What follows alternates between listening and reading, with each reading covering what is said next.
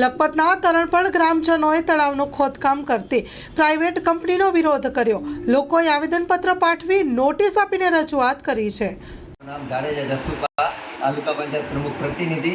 આજરોજ મને ઉનેરી ગામના સરપંચ અને ગામના લોકોએ મને રજૂઆત કરી એમકેસી કંપની દ્વારા કરણપરમાં જે તળાવ આવેલ છે ગ્રામ પંચાયતમાં ત્યાંથી ખોદકામ કરે છે। ખાણ ખનીજમાં પરમિટ લઈ આવ્યા છે, પણ પરમિટ ત્યાંના ગામ લોકોની કોઈ અભિપ્રાય નથી। ગામના લોકોને રજૂઆત છે, ખેડૂતોને નુકસાન છે અને પશુધનને નુકસાન છે। પશુપાલન માટે પાણી ખારો થઈ જશે।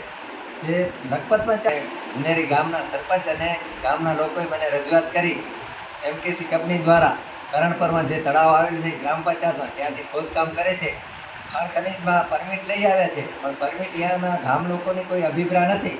ગામના લોકોને રજૂઆત છે, ખેડૂતોને નુકસાન છે અને પશુધનને નુકસાન છે। પશુપાલન માટે પાણી ખારો થઈ જશે।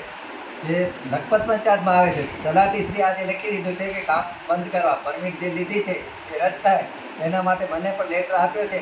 આપણે પ્રાંત સાહેબને મૌખિક કીધું હતું 2 દિવસ અગાઉ। મામલેદાર સાહેબને ફોન કર્યો છે, નાયબ મામલેદારને કર્યો છે, પણ ખાણ ખનીજની મેં પણ રજૂઆત કરી છે અને લેખિત બધાએ રજૂઆત સરપંચ દ્વારા કરી છે।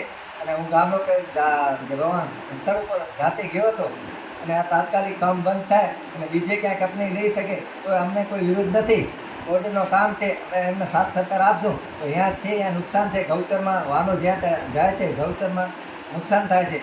પશુધનમાં ચરવા માટે નથી અને પાણી ખારો થઈ જાય છે, તે માટે તાત્કાલિક કામ બંધ થાય એવો મારો અભિપ્રાય છે।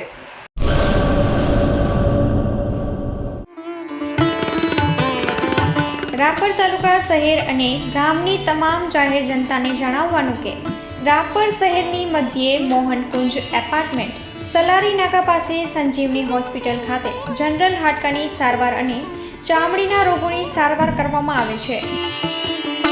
સેવા આપતા ડૉક્ટર પ્રવીણભાઈ રાંગી, ડૉક્ટર સાગર સોલંકી અને ચામડી રોગના સ્પેશિયાલિસ્ટ ડૉક્ટર મિતેશભાઈ ઠક્કર આવશે।